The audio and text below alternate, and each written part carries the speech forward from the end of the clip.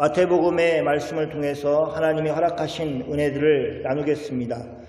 구약 성경과 다르게 신약 성경, 특히 복음서는 예수님의 말씀과 예수님의 행하신 일을 직접적으로 가르쳐 주고 있기 때문에 더 큰 의미가 있습니다. 주님의 말씀 한마디, 또 행하신 일 하나가 다 의미가 있고 우리에게 영적으로 큰 유익을 주십니다. 우리는 다 예수님을 믿습니다.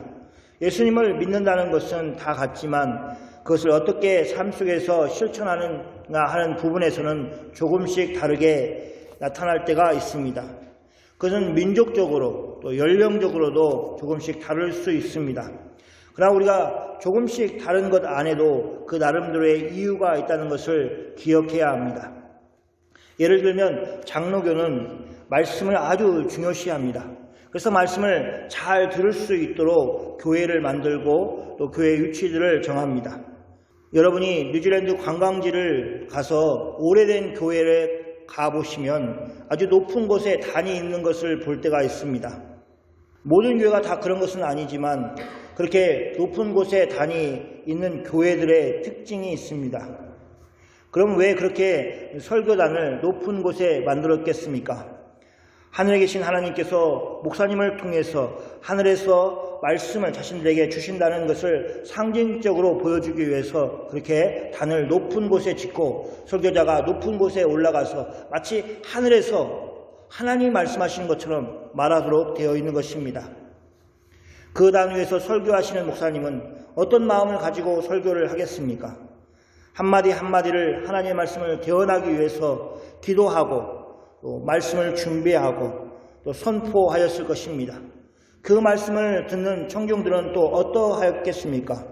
하늘에 계신 하나님께서 목사님을 통해서 말씀을 하고 계신다는 그 사실을 늘 마음속에 품고 말씀을 들었을 것입니다. 이것이 교회가 말씀을 통해서 유익을 얻는 길입니다. 하물며 예수님이 직접 제자들에게 말씀을 가르치실 때에 제자들은 얼마나 그 말씀을 귀하게 여기면서 들었겠습니까? 예수님의 말씀들을 하나도 놓치지 않으려는 마음의 자세로 예수님의 말씀을 들었을 것이 분명합니다. 그렇기 때문에 우리가 이렇게 복음서의 내용들을 가지고 있는 것입니다. 그때 예수님이 이렇게 우리에게 말씀하셨다. 그때 예수님이 이런 행동을 하셨다라는 것을 다 일일이 쫓아다니면서 기록하였지 않았지만 그들의 마음에 새겨 있기 때문에 그 복음서가 나올 수 있었던 것입니다. 예수님이 산 위에 오르셔서 제자들에게 말씀을 가르치실 때에 그것은 마치 구약시대의 시내산에서 말씀을 주시는 하나님을 연상시키는 일이었습니다. 구약의 율법이 구약 성도들을 위한 것이라면 지금 예수님이 제자들에게 가르치시는 말씀은 예수님이 이 땅에 가지고 오시고 또 이루신 새 언약으로 인해서 살아갈 새로운 시대의 성도들에게 주시는 교훈인 것입니다. 그러므로 예수님은 구약시대에 지켰던 것들을 가지고 와서 그것보다 더 훨씬 월등한 자신의 법을 소개하시는 것입니다. 예수님은 십자가에서 이루신 구원 사역으로 인해서 새로운 시대를 여실 것입니다. 그리고 그 시대에 합당한 제자들의 삶, 또 성도의 삶을 예수님은 제자들에게 가르치시는 것을 지금 하고 계시는 것입니다. 예수님 당시 유대인들이 자신들의 신앙을 실천하는 방식으로 세 가지 일을 하였습니다. 오늘 본문에 나오는 의를 행하는 행동, 즉 구제를 하는 것입니다. 그리고 기도를 하는 것입니다. 나머지 하나는 이어서 나오는 금식을 하는 것입니다. 예수님은 이런 유대인들의 대표적인 실천을 가지고 오셔서 제자들에게 새롭게 가르쳐 주셨습니다. 예수님은 먼저 전제를 가지고 이 말씀을 하셨습니다. 1절 말씀입니다. 같이 한번 읽어볼까요? 사람에게 보이려고 그들 앞에서 너희의 의를 행하지 않도록 주의하라. 그러하지 아니하면 하늘에 계신 너희 아버지께 상을 받지 못하느니라. 예수님은 제자들에게 왜 이런 말씀을 하셨습니까? 그것은 예수님이 경고해야 할 정도로 유대 사회에는 그것이 당연시 여길 만큼 행해지고 있었기 때문에 그렇습니다. 예수님은 그 당시에 하나님을 섬긴다고 하면서도 그렇게 행동하고 있는 종교 지도자들의 행동에 대해서 지적을 하신 것입니다. 예수님은 자신이 하시는 중요한 일 가운데 그것을 두셨습니다. 하나님의 아들이신 예수님이 마땅히 온전하게 하나님을 섬겨야 하는 사람들에게 바른 길을 가르치시기로 그렇게 하신 것입니다. 그래서 때로는 그릇된 길을 가고 있고 또 그릇된 길을 가게 가르치는 종교 지도자들을 향하여서 화를 내시기도 하시고 또 그것이 얼마나 잘못되어 있는가 하는 것을 꾸짖기도 하셨습니다.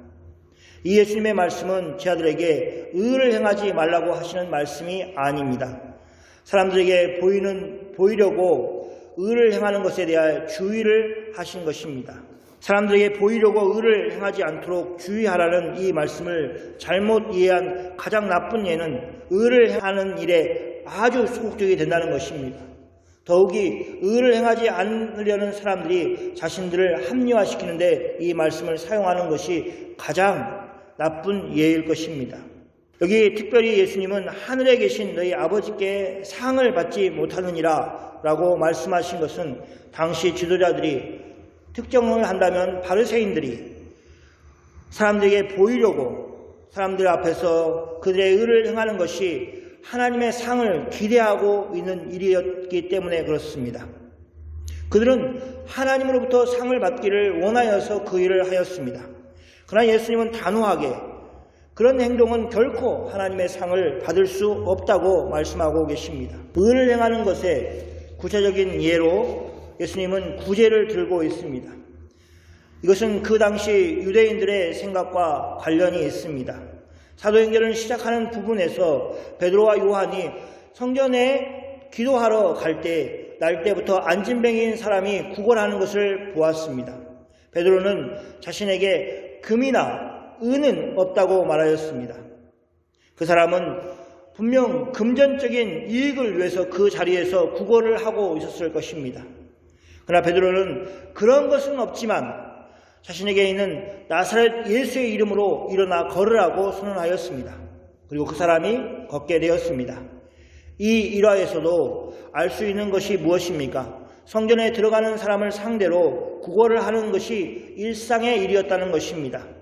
실제로 성전에 들어가며 하나님께 제사를 드리려는 사람들은 이런 사람들에게 구제를 함으로 자신들이 선행을 할 수 있는 기회를 얻었다고 생각을 하였습니다. 평소에 일상의 삶 속에서 구제하지 않더라도 그는 이제 마지막 성전 그 뜰 안으로 들어가기 바로 전에 구걸하는 사람에게 동전을 줌으로 자신이 구제를 하고 살았던 사람으로 하나님께 보이고자 하였던 것입니다. 그래서 그들은 구제를 하기 위해서 따로 동전을 준비하고 구걸한 사람에게 그것을 주었습니다. 그렇게 해서 자신이 선을 베푸는 것처럼 하나님께서도 그것을 의로운 행동으로 여기시고 자신에게 상 주실 것을 기대한 것입니다. 그러나 그 구제를 잘못 사용하는 사람들이 있었습니다. 그런 사람들의 삶의 태도에 대해서 예수님은 무엇이라고 말씀하십니까? 2절 말씀입니다. 그러므로 구제할 때 외식하는 자가 사람에게서 영광을 받으려고 회당과 거리에서 하는 것 같이 너희 앞에 나팔을 불지 말라. 진실로 너에게 이르노니 그들은 자기 상을 이미 받았느니라. 예수님은 외식하는 자가 어떻게 행동하는지를 말씀하셨습니다. 여기 외식하는 자는 타인을 흉내내는 자, 또 그래서 배우라는 뜻을 가지고 있는 단어입니다. 예수님은 이 외식하는 자라는 단어를 가지고 겉과 속이 판이하게 다른 바리새인들의 거짓되고 위선된 형태를 지적하셨습니다.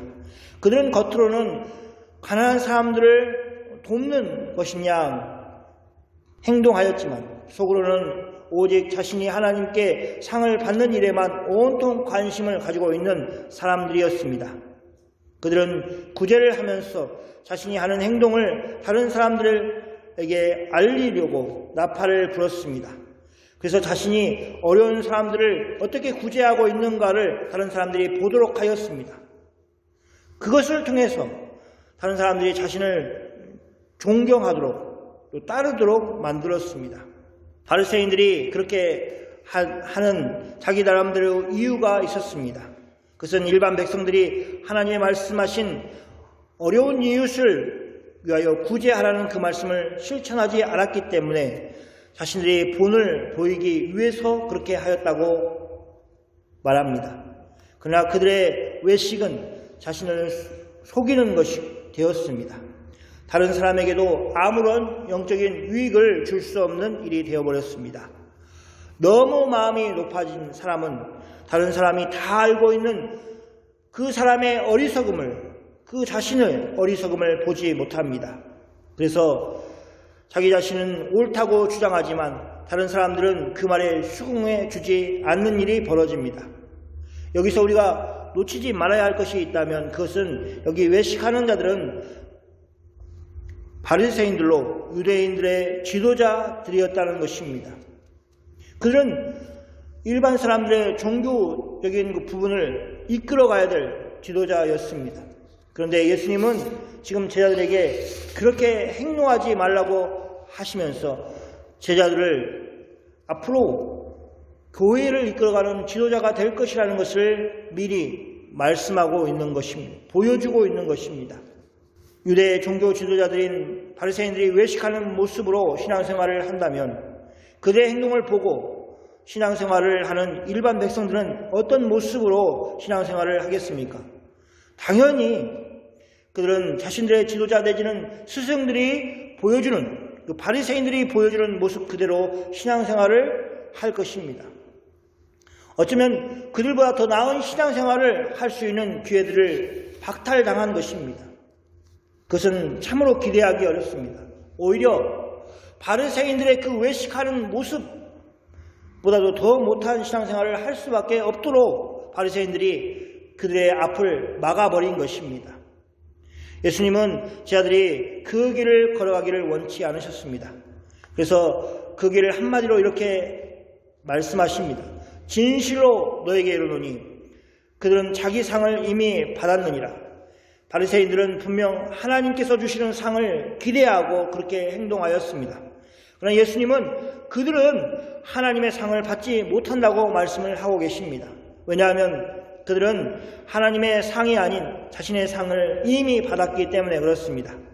문제는 그들은 사실 하나님의 상을 바란다고 말하면서도 속으로는 자기 상에 이미 만족해 버렸기 때문입니다.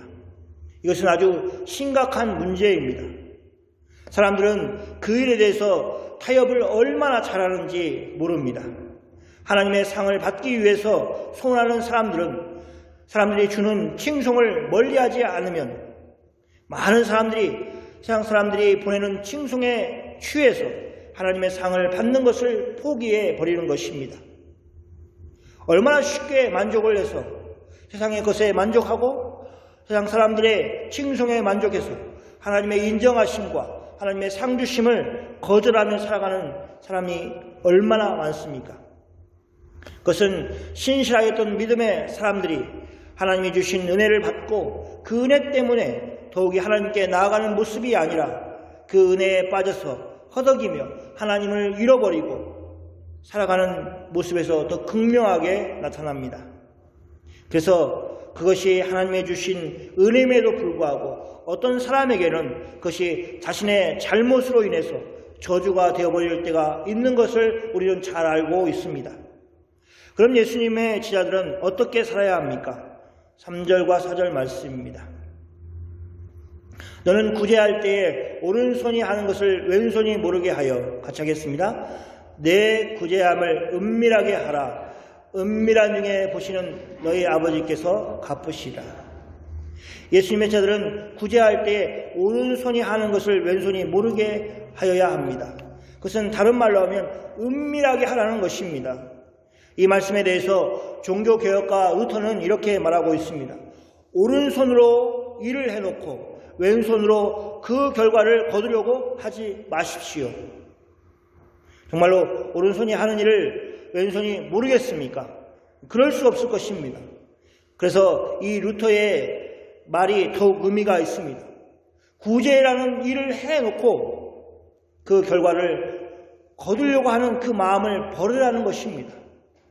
그래서 구약 성경에서는 음식을 강물에 띄어 보내라고 얘기하지 않습니까? 누가 먹었는지, 누가 주었는지 서로가 알지 못하게 함으로 오직 하나님께서 베푸실 은혜만을 기다리고 하나님께서 베푸실 상만을 기대하도록 한 것입니다. 사람들에게는 인정을 받고 싶고 자신이 한 행동에 대해서 사람들의 칭찬을 받고 싶은 것은 그 일을 통해서 하나님의 영광을 드러내는 것이 아니라 자신을 드러내는 것임을 우리는 잊지 말아야 합니다. 그러면 우리는 구제를 할 수 없습니까? 구제에 대한 동기부여가 되지 않습니까?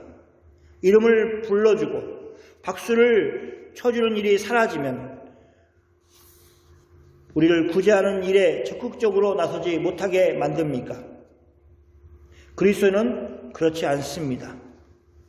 여기에 예수님은 은밀한 중에 보시는 너희 아버지께서 갚으시라고 말씀하고 있습니다. 모든 고아들의 아버지, 모든 과부의 남편이 되시는 분은 누구입니까? 바로 우리 하나님 아버지이십니다.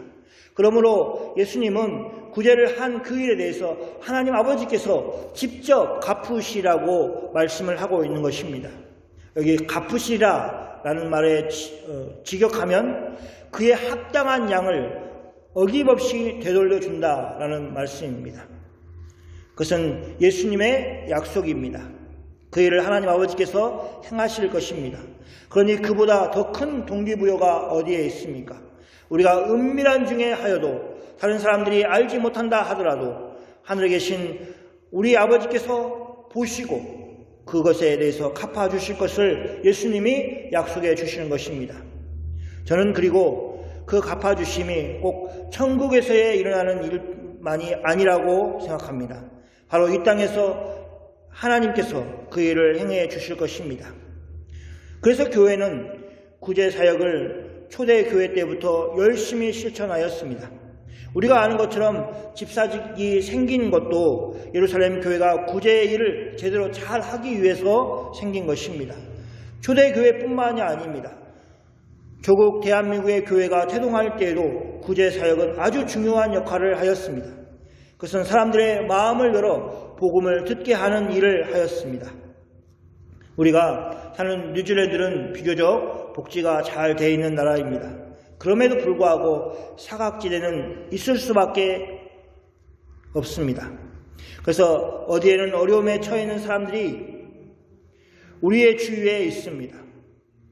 그분들이 우리의 물질적인 도움이 필요할 수도 있고 우리의 시간이 필요할 수도 있습니다. 우리의 관심과 사랑을 필요로 하고 있습니다. 하나님의 마음을 가지고 주위를 보면 우리가 채워줘야 할 부분들이 보일 것입니다. 그러면 그 일을 하면 됩니다.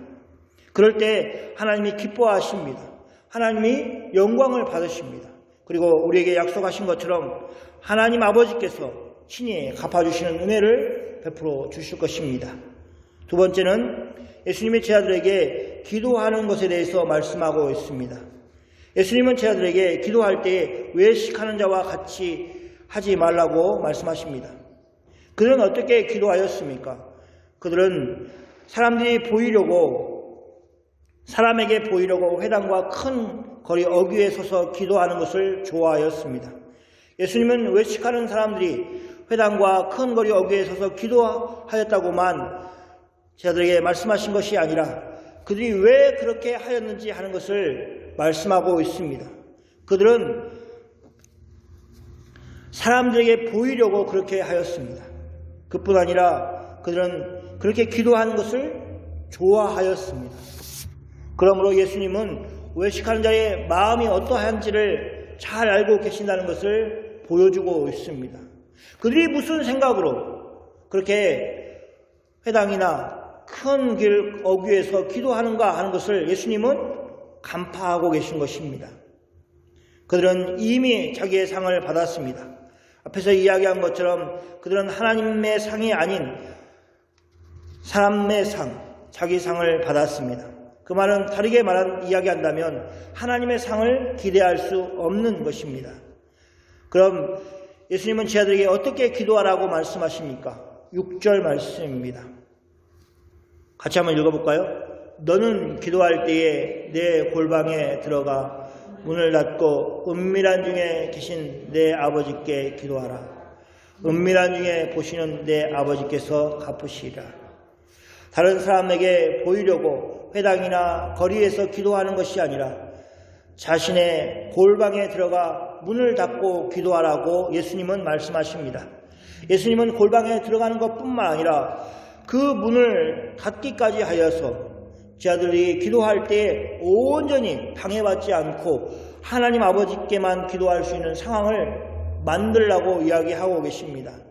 그리고 그것은 역설적으로 아무도 알 수 없는 골방에 들어가고 심지어 그 문을 닫고 기도함에도 불구하고 은밀한 중에 보시는 하나님께서 보시고 갚으실 것을 말씀하고 있습니다. 얼마나 역설적입니까? 하나님뿐만 아니라 모든 사람들이 다 보도록 회당이나 거리에 서서 크게 기도하는 그 사람은 하나님이 보시지 않은 반면에 오히려 사람들이 보지 않고 은밀한 중에 기도하는 그 기도를 하나님이 보시고 그것을 들으시고 갚으신다고 하시는 내용인 것입니다. 여기에 하나님이 들으시고라고 하지 않고 보시고라고 하고 있는 것은 은밀히 기도하는 제자들을 사람들이 볼 수 없지만 하나님은 전능하신 하나님은 보실 수 있다는 것을 강조하고 있는 것입니다. 마치 사람이 길거리에 서 있는 기도하는 사람을 보는 것처럼 하나님은 골방에서 아무도 보지 않는, 아무도 관심 갖지 않는 사람을 향해서 그 눈을 여시고 보고 계신다는 것입니다. 하나님께서 갚아주시라고 예수님은 약속해 주심으로 기도하는 모든 성도가 기도할 때 그 약속의 말씀이 큰 영적인 위로가 되도록 또 결코 기도하면서 지치지 않도록 그렇게 예수님이 약속해 주고 계시는 것입니다. 예수님은 기도에 대해서 경계하시는 기도의 형태에 대해서 두 번째 이방인이 하는 것처럼 하지 말라고 말씀하고 계십니다. 이방인의 기도의 특징은 무엇입니까? 7절 말씀입니다. 또 기도할 때에 이방인과 같이 중언부언하지 말라. 그들은 말을 많이 하여야 들으시는 줄을 생각하느니라. 기도할 때에 이방인들은 중언부언하였습니다. 잡다한 정도로 말을 길게 끌거나 이와 같이 주문과 같은 내용들을 지겹도록 공허하게 계속 반복하는 것을 중언부언한다고 말하고 있습니다. 그렇게 해서 무엇을 얻고자 하는 것입니까? 이방인들은 그렇게 해서 자신들의 신을 질리게 만드는 것입니다. 그래서 자신의 기도를 들어주지 않으면 너무 귀찮아서라도 들어줄 수밖에 없도록 만들겠다는 것입니다. 우리가 듣기에 얼마나 어리석게 보이는 기도의 형태입니까? 그러나 실제로 이방인들은 그렇게 기도하였습니다. 엘리야와 영적인 대결을 하였던 바알의 선자들의 모습을 보면 그렇습니다. 열왕기상 18장 말씀을 보면 그들은 송아지를 가져다가 잡고 아침부터 낮까지 바알의 이름을 불렀습니다. 바알이여 우리에게 응답하소서 라고 부르짖었습니다. 그 말을 계속 반복하였습니다. 그러나 아무런 응답이 없었습니다. 그들은 이제 부르짖는 것을 넘어 제단 주위를 뛰어다녔습니다. 시끄럽게 하였습니다. 그래서 엘리야 선자는 어떻게 합니까? 자고 있는지 모르니까 깨워봐라 라고 조롱하였습니다. 그래서 응답이 없자 그들은 또 어떻게 하였습니까? 28절과 29절 말씀. 이에 그들이 큰 소리로 부르고 그들의 규례에 따라 피가 흐르기까지 칼과 창으로 그들의 몸을 상하게 하더라. 29절은 같이 읽겠습니다. 이와 같이 하여 종호가 지나고 그들이 미치듯이 뛰어들어 저녁 소재 들 때까지 이르렀으나 아무 소식도 없고 응답하는 자가 돌아보는 자가 아무도 없더라. 아침부터 바알이여 우리를 들으소서 라고 그렇게 부르짖는 것이 언제까지 갔습니까? 정오를 지나서 저녁 소재에 들 때까지 그렇게 긴 시간을 하였지만 아무 소리도 없고 응답하는 자나 돌아보는 자가 없었습니다.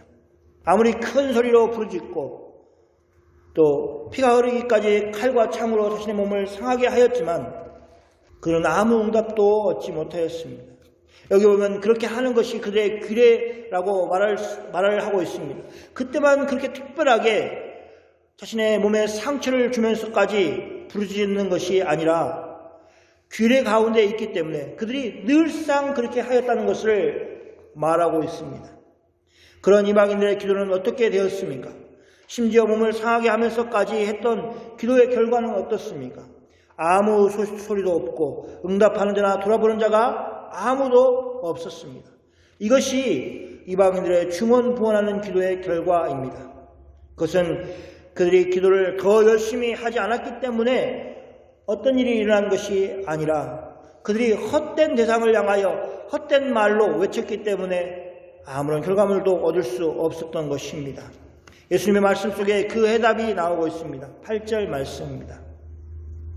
자, 같이 해보겠습니다. 그러므로 그들을 본받지 말라. 구하기 전에 너희에게 있어야 할 것을 하나님 너희 아버지께서 아시느니라. 예수님의 제자들의 기도를 받으시는 분은 누구십니까? 바로 하나님 아버지십니다. 또 그러면서 뭐라고 얘기하고 계십니까? 하나님 너희 아버지께서 라고 예수님은 말씀하시므로 예수님의 아버지일 뿐만 아니라 제자들의 아버지가 되실 것을 약속해 주고 계십니다. 그분은 제자들이 구하기 전에 제자들이 있어야 할 것을 이미 아시는 분이십니다. 그러므로 예수님의 제자들은 말을 많이 하여야 들으시는 것처럼 생각하지 말아야 합니다. 심지어는 아무도 듣지 못하도록 마음속에서 정말 간절하게 하나님을 찾았을 때도 그 마음속의 소리도 하나님은 들으시는 분이십니다. 하나님은 이미 아시고 계시기 때문에 그렇습니다. 오늘 살핀 예수님의 말씀은 예수님의 제자들에게 구제와 기도에 대해서 분명한 기준을 준 말씀입니다. 그리고 이 마태복음의 첫 번째 독자인 초대 교회 성도들은 특별히 유대인 그리스도인들은 무엇이 유대교와 또 자신이 믿는 예수 그리스도의 신앙과 차이가 있는지 하는 것을 분명히 알도록 하는 기준의 말씀입니다. 자신들이 버려야 할 유대적인 기준에 대해서 생각을 하였을 것이고 그들은 예수님이 알려주신 바른 신앙의 자세, 바른 구제, 또 바른 기도에 대해서 깊게 생각을 할 수 있었을 것입니다. 이것은 비단 유대인들에게만 있었던 위험한 요소가 아니라 주님께 온전히 붙들려서 살지 않는다면 그리스도인들도 얼마든지 빠질 수 있는 위험한 함정이라는 사실을 우리는 늘 경계해야 할 것입니다. 많은 그리스도인들이 처음 예수님을 믿으면서 보여줬던 겸손함과 그리고 동시에 보여줬던 그 열정들이 시간이 지나면서 겸손은 자신을 자랑하는 쪽으로 자꾸 향하고 열정은 냉랭함으로 자꾸 향하는 것을 볼 수 있습니다. 사랑하는 성도 여러분, 그 역기능의 큰 물줄기에 휩쓸려서 떼내려 가지 마십시오. 깨어 주님의 은혜를 붙들고 오직 주님의 은혜가 아니면 우리가 아무것도 아니라고 늘 고백하고 온전히 의지하고 살아가십시오. 구제하십시오.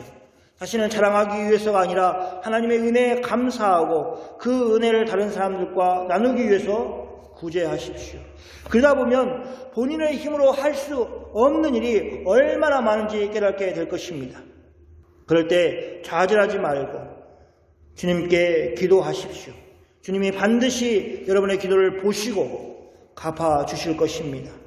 주님이 이끌어주심을 믿고 힘있게 신앙생활 하시는 여러분이 다 되시기를 축원합니다. 아멘. 같이 기도하겠습니다.